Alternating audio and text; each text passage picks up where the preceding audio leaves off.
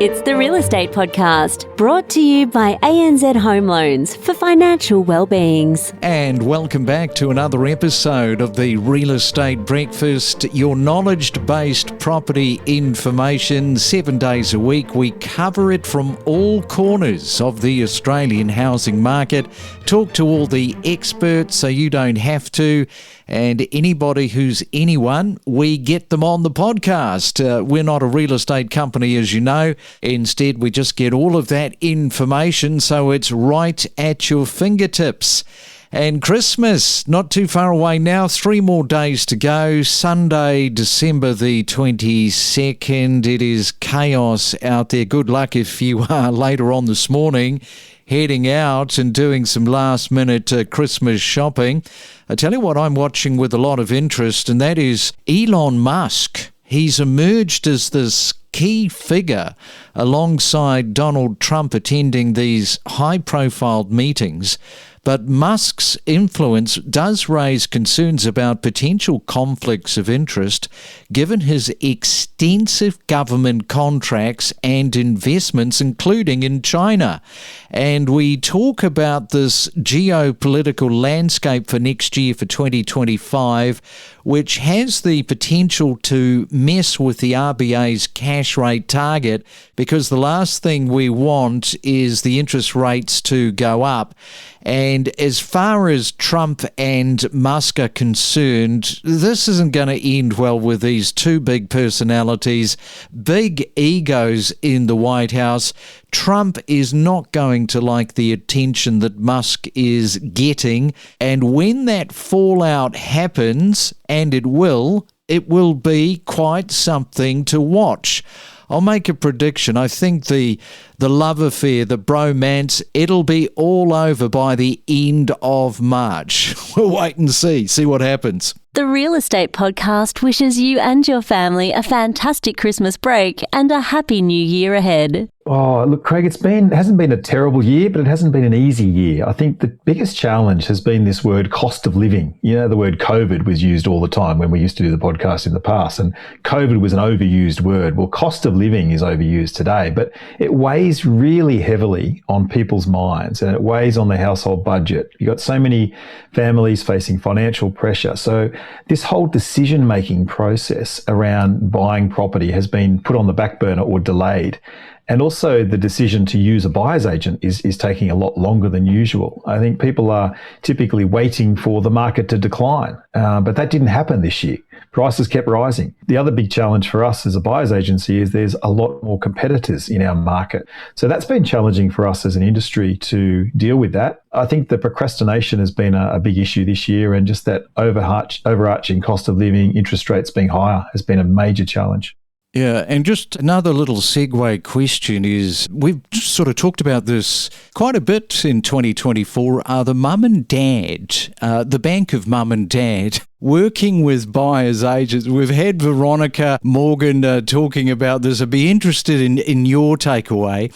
She told us earlier in the year about stories where mum and dad become so involved in their children's property that sometimes the buyer's agent has to walk away because it's just too difficult, and the children don't have much of a say with the property that they're actually buying. That's too funny. Well, we haven't had that factor with our clients. If you've got too many decision makers in the kitchen, you end up with a messy kitchen, right? So you've got to have clear lines of communication with your clients. But to your point about the bank of mum and dad, I can share a personal story, in fact. And I helped my son to buy his first property just a couple of weeks ago, in fact.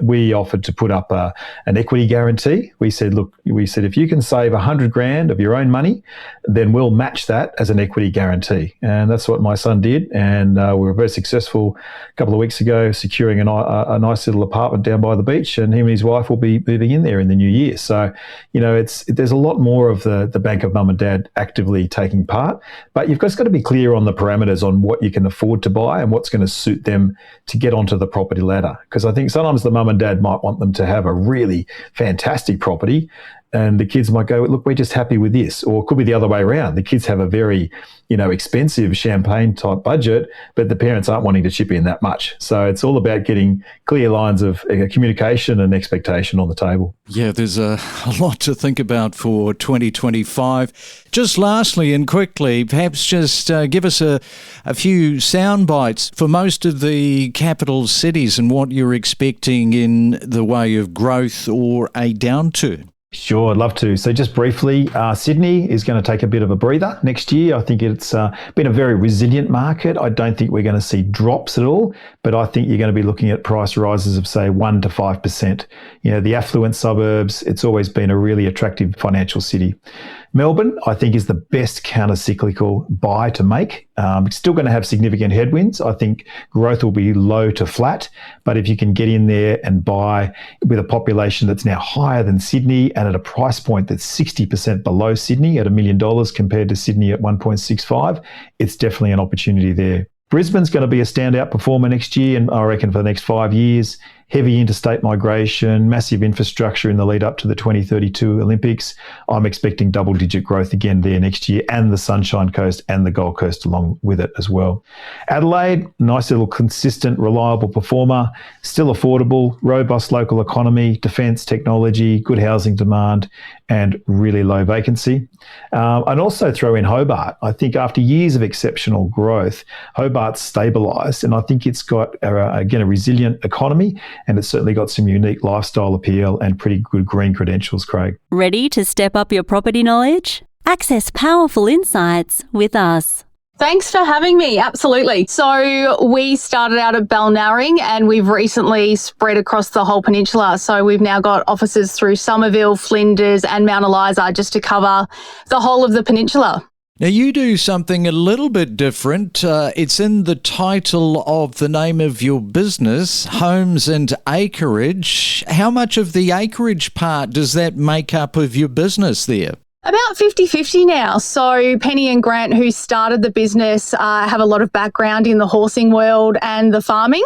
So they saw a bit of a niche in the market and opened up Homes and Acreage, and I came on board to run the residential section. So we've just found it's a nice little puzzle of mixing residential and acreage. I was just saying at the start, the Melbourne property market, it has been softening over a period of time during 2024. How have you felt that softening? Yeah, it's definitely been a tumultuous 18 months. So obviously over COVID being such a beachside suburb, we did really well. I think summers went up around 60%. It was one of the fastest moving suburbs on the peninsula. But I guess the more you go up, the harder you fall when markets do get tougher. So it has been a rough 12 months on the peninsula at the moment. But as long as you're priced right and you're marketing well, there's still plenty of properties moving. Now, you were telling me off air before we got going, long-term ownership is a real thing where you are, and we also want to talk about the land tax. Are those two things intertwined at all? Oh my God, absolutely. So you almost couldn't buy property in certain areas on the peninsula because they were so tightly held. So your Point Leos and Shorehams and Merricks, they're just passed down from family member to family member.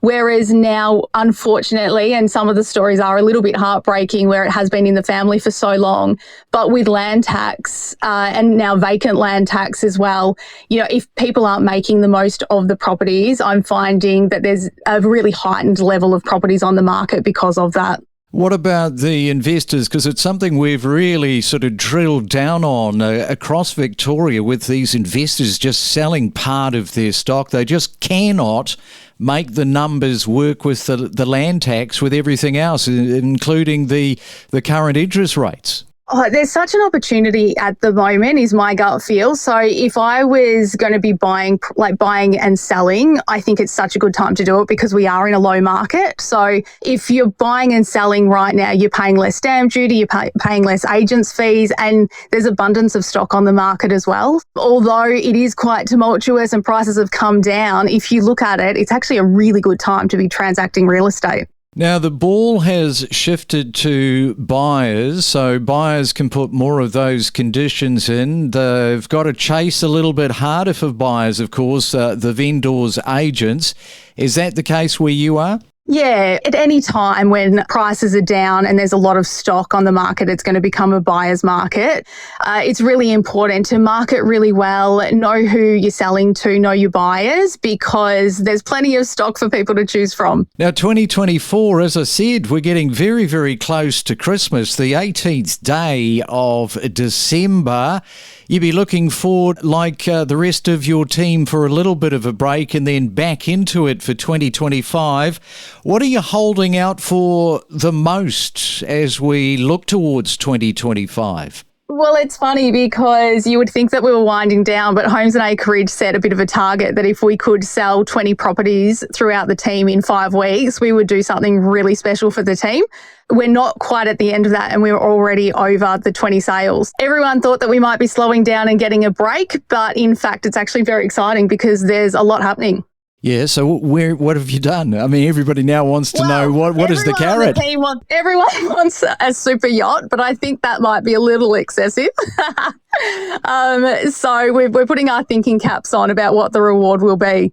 And good morning to you, Brian. You say that 435K is equating to 1 million dirhams. So tell us a little bit more about that. Exactly, Craig. Good morning. It's really a pleasure to be here. So as you said, 435,000 Australian dollars equates to 1 million dirhams.